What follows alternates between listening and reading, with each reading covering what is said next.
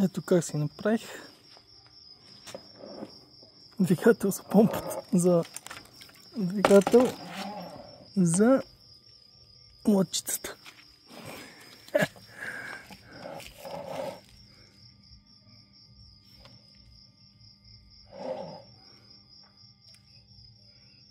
Шпилка 1 метър стандартно.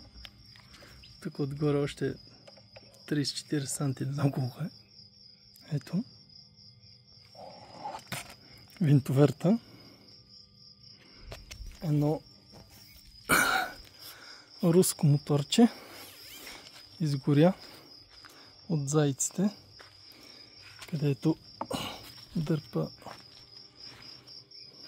въздуха. Ето какво представлява моторчето. Перката. Избих вътре оста.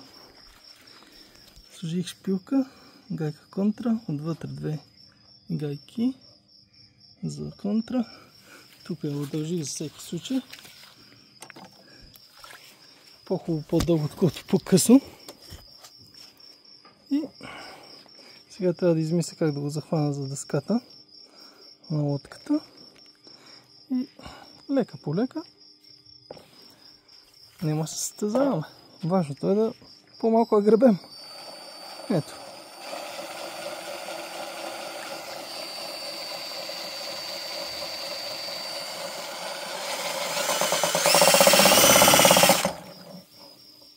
Прави голям напън. Това е с малкия винтоверт. На пар сайт.